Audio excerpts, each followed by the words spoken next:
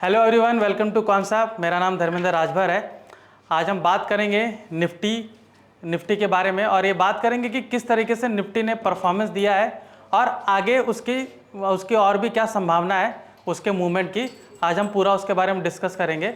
Various tools और various data को analyse करके हम एक अंदाज़ा लगा सकते हैं कि कैसे निफ्टी का परफॉर्मेंस हो सकता है आने वाले दिनों में। ठीक है, तो चलिए पहले हम स्टडी करते हैं कि कैसे निफ्टी ने कुछ परफॉर्मेंस दिया हुआ है। ठीक है, सो पहले हम एनालाइज करेंगे on the basis of future data. ठीक है, तो पहले फ्यूचर डेटा के बारे में एक बार हम देखते हैं कि फ्यूचर डेटा हमें कहना क्या चाहता है। ठीक है, सो पहले मैं आपको फ्यूचर डेटा एक बार एक्सप्लेन कर देता हूँ। ठीक है, एंड उसके बाद हम देखेंगे कि फ्यूचर डेटा मुझे देखना क्या है। ठीक है, सो सिंपल सी बात है, निफ्टी हो या फिर कोई भी एक पर्टिकुलर स्टॉक हो जिसको मुझे देखना है। ठीक है, सो जनरली होता क्या है कि अगर किसी का कुछ परसेप्शन है, मेरा कुछ उसके बारे में स्टडीज़ है जो मुझे ये कह रहा है कि ये पर्टिकुलर स्टॉक ऊपर जा सकता है। ठीक है, सो मैं उसमें क्या करूँगा, मैं उसमें एक बाइंग वाला पोजीशन बनाऊंगा जिसके वजह से एक न्यू कॉन्ट्रैक्ट ओपन होगा। ठीक है, जिसके वजह से OI इंक्रीज होगा, ओपन इंटरेस्ट। ठीक है, सो सिंपल सी बात है, अगर मैंने परचेज किया है तो एक कॉन्ट्रैक्ट ओपन होगा। ठीक है, मेरे जैसे और भी लोग फॉलो करेंगे तो इसके वजह से क्या होगा, जो OI है वो बढ़ना शुरू करेगा। ठीक है, एंड साइमल्टेनियसली क्या होगा, जो प्राइस है वो भी ऊपर बढ़ना शुरू करेगा। ठीक है, तो इसको हम बोलते हैं लॉन्ग बिल्टअप। इसको हम बोलते हैं लॉन्ग बिल्टअप। ठीक है, सिमिलरली मैं कुछ लेवल पर जाके कुछ प्रॉफिट बुक करूंगा। ठीक है, इन ए लॉन्ग रन अगर मैं पोजिशनली भी कर रहा हूं तो भी कुछ लेवल पर जाके मैं कुछ प्रॉफिट बुक करूंगा। ठीक है, सो मैं अपना कॉन्ट्रैक्ट जो था वो मैं क्लोज कर रहा हूं तो OI कम हो जाएगा। ठीक है, OI कम हो जाएगा जिसके वजह से क्या होगा, प्राइस भी नीचे आना शुरू हो जाएगा। तो ये होता है आपका लॉन्ग अनवाइंडिंग। तो इसमें क्या होता है कि अगर स्टॉक इस तरीके से ऊपर मूव कर रहा है, ठीक है, तो कुछ लोग क्या करेंगे, यहाँ पोजीशन बुक करेंगे तो स्टॉक ऐसे आएगा, फिर ऐसे ऊपर जाएगा, फिर ऐसे आएगा। तो इस तरीके का मूवमेंट आपको दिखता है जहाँ पे लॉन्ग अनवाइंडिंग होती है। ठीक है, हम इसको चार्ट में ब्रीफली देखेंगे कि कहाँ पर लॉन्ग बिल्टअप हुआ, कहाँ लॉन्ग अनवाइंडिंग हुआ।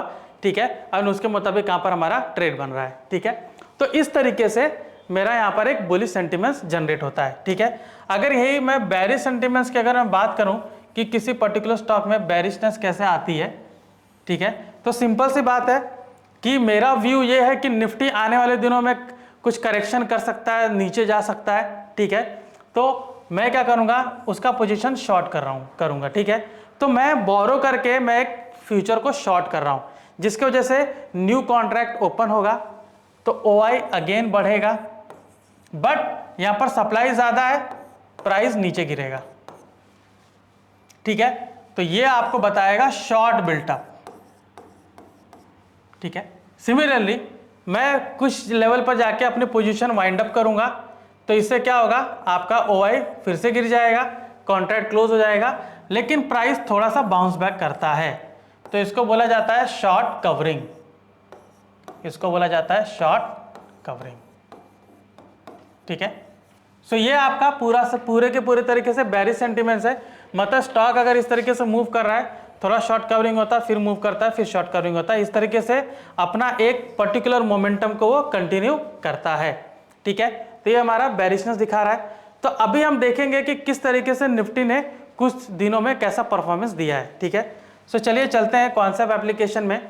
तो कॉन्सेप्ट एप्लीकेशन में आप सीधे जाएंगे ट्रैक पर, और ट्रैक में हमारा फ्यूचर्स डेटा की बात हो रही तो फ्यूचर्स OI में हम जाएंगे बिल्टअप स्क्रिप्ट सिंबल में। ठीक है, बिल्टअप स्क्रिप्ट सिंबल में जो हमारा थर्ड ऑप्शन है फ्यूचर OIH, ठीक है, इसको हमने सेलेक्ट किया। ये निफ्टी का डेटा आप देख रहे हो और देख सकते हो कि यहाँ पर डेट मेरा 11 जून है। अगर आप पीछे का डेट भी देखना चाहते हो तो वो भी आप सेलेक्ट कर सकते हो। ठीक है, मैं यहाँ पर आपको ये बताना चाह रहा हूँ कि किस तरीके से पिछले एक महीने में यहाँ पर क्या सेंटिमेंट्स है लोगों का और क्या एक मूवमेंट बाजार ने दिया है। तो यहाँ पर आप क्लियरली देख सकते हो कि राइट फ्रॉम 11 जून यहाँ से देख सकते हो किस तरीके से लॉन्ग बिल्टअप है, फिर आपको यहाँ शॉर्ट कवरिंग दिख रहा है। शॉर्ट बिल्टअप आपको बहुत कम जगह पर है, सिर्फ 3 जगह पर है। ज़्यादातर आप देखोगे कि यहाँ पर आपको लॉन्ग बिल्टअप है। तो यहाँ पे मार्केट सेंटिमेंट्स क्या कर रहा है कि जो मार्केट मेकर्स हैं या फिर हम ये कह सकते हैं जो पार्टिसिपेंट्स हैं, उनका ज़्यादातर जो व्यू है वो पूरे तरीके से लॉन्ग है। पूरे तरीके से इनका व्यू लॉन्ग है, ठीक है। सो बाजार का जो अप ट्रेंड, जो अपवर्ड मूवमेंट है वो मेंटेन रह सकता है, ऐसा ये डेटा के हिसाब से हम अंदाजा लगा सकते हैं, ठीक है। सो क्लियरली हमने फ्यूचर डेटा देखा कि किस तरीके से मुझे ये सेंटिमेंट्स बता रहा है। अभी हम देखेंगे कि इस थ्योरी को और कौन से जो डेटा वो सपोर्ट कर रहे हैं, ठीक है। सो अभी इसके बाद हम देखेंगे कि बाकी जो स्टॉक्स हैं या फिर हम देखेंगे कि बाकी का मोमेंटम कैसा है, उसके मुताबिक हम देखते हैं। तो हम ट्रैक में जाएंगे, ठीक है, जस्ट अ मिनट।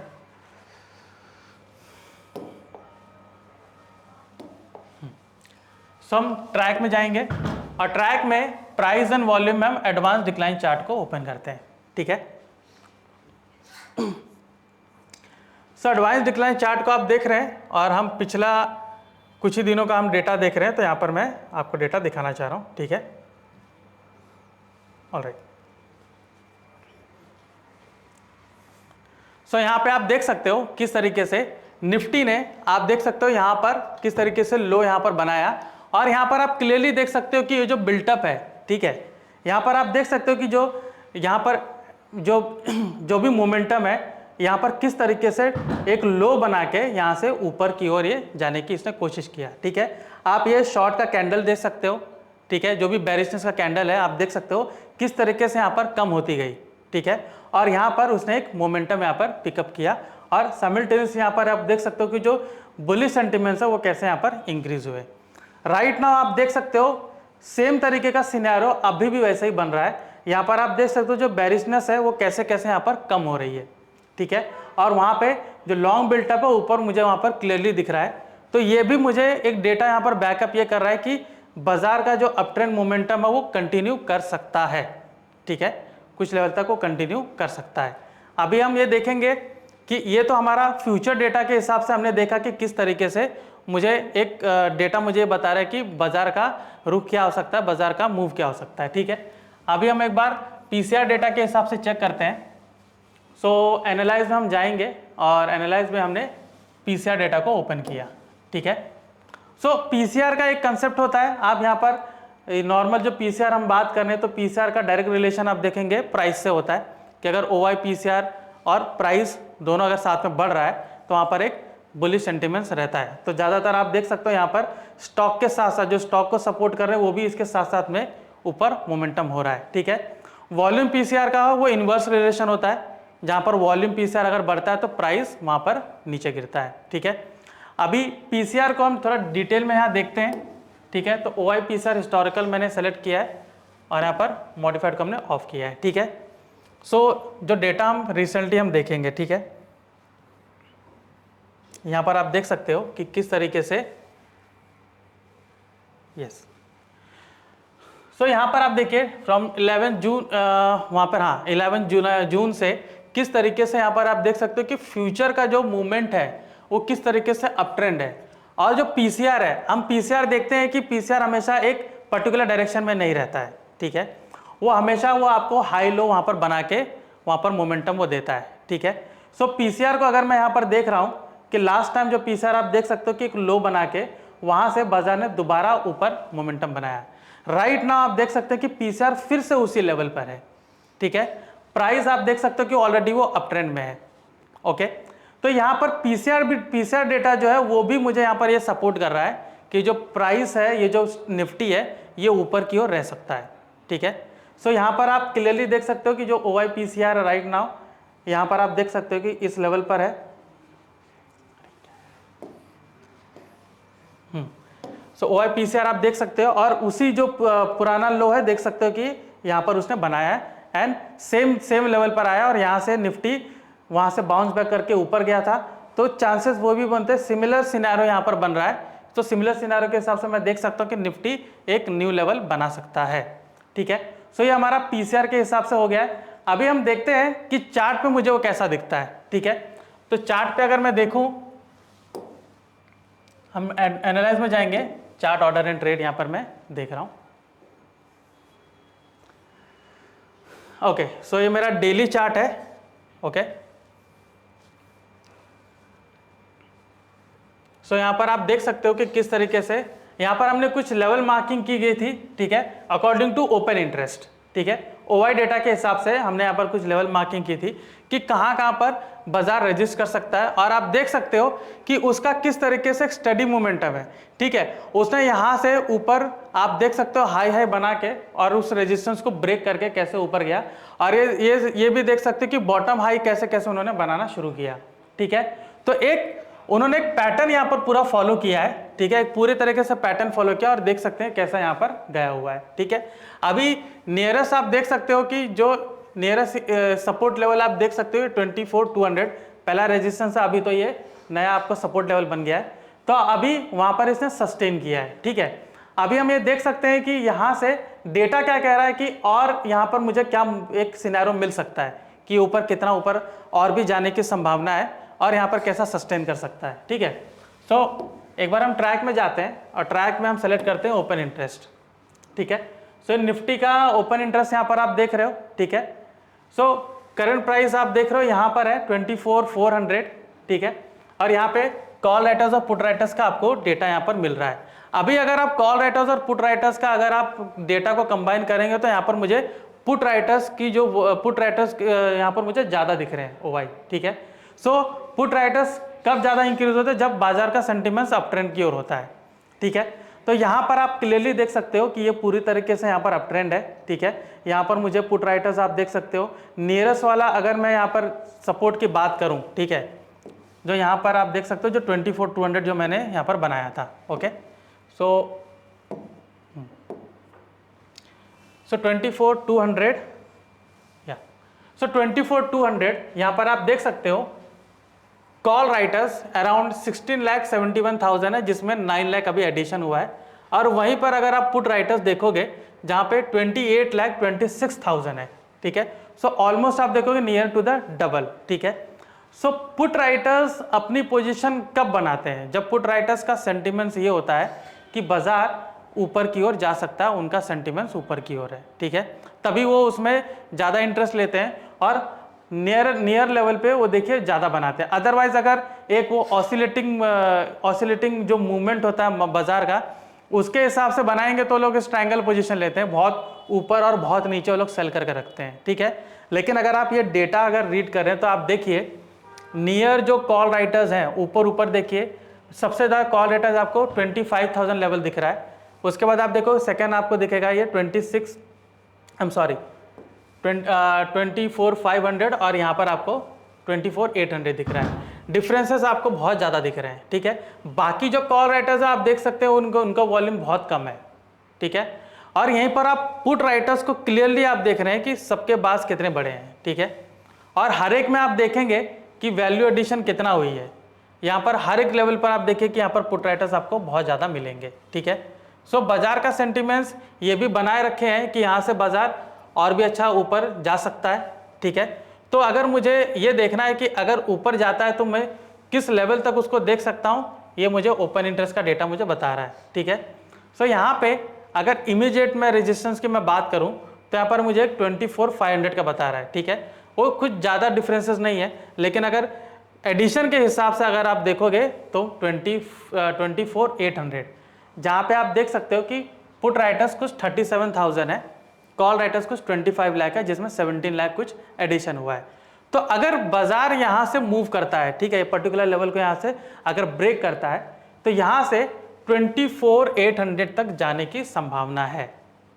ठीक है, 24,800 तक जाने की संभावना है। और अगर मैं इसमें एक कोई ऑप्शन स्ट्रैटेजी के हिसाब से अगर मैं जाना चाहूँगा तो यहाँ पर मैं इजीली कोई स्प्रेड बना के मैं होल्ड कर सकता हूँ। ठीक है, तो अगर नियर टू द एक्सपायरी है तो ऑब्वियसली उसमें ये रिकमेंड किया जाता है कि क्रेडिट स्प्रेड बना के जाइए। ठीक है, अभी एक्सपायरी थोड़ा दूर रहता है तो हम उसमें डेबिट स्प्रेड बना सकते हैं। तो मेरा टारगेट अगर मैं यहाँ पर 24,400 पे लेता हूँ तो मेरा टारगेट 24,800 होता है। तो अगर आप स्ट्रैटेजी ऑप्टिमाइजर में जाएंगे तो आपको कुछ 5 तरीके की स्ट्रैटेजी मिलती है जिसको आप इजीली इसमें यूटिलाइज कर सकते हो। ठीक है, अगर मैं इसमें जाता हूँ ट्रेडिंग में, स्ट्रैटेजी बिल्डर आप देख रहे हैं इजी स्ट्रैटेजी, तो ऑप्टिमाइजर फाइन स्ट्रैटेजी में यहाँ पर आप अपना टारगेट स्टॉप लॉस रखकर यहाँ पर आप ट्रेड ले सकते हो। ठीक है, सो अगर मैं यहाँ पर निफ्टी करंट प्राइस मेरा 24,400 है, लेट जैसे मैं एक टारगेट रख रहा हूँ, अगर मेरा व्यू बुलिश की ओर है तो मैं यहाँ पर टारगेट अगर रखता हूँ कि मुझे 24,800 का मुझे टारगेट चाहिए, ठीक है। सो 24,800 स्टॉप लॉस मैं रखता हूँ यहाँ पर अप्रॉक्सीमेट 200, 1:2 का रेशो अगर मैं ले रहा हूँ तो यहाँ पर मैं रखता हूँ 24,200, ठीक है। सो इसके मुताबिक अगर मुझे कोई स्ट्रैटेजी अगर चाहिए तो मुझे इस तरीके की स्ट्रैटेजी मिल सकती है, ठीक है। टारगेट डेट मैं थोड़ा सा आगे रखता हूँ बिकॉज मैं एक्सपायरी तक का मैं चुन रहा हूँ, तो मैं 25 का रखता हूँ, ठीक है।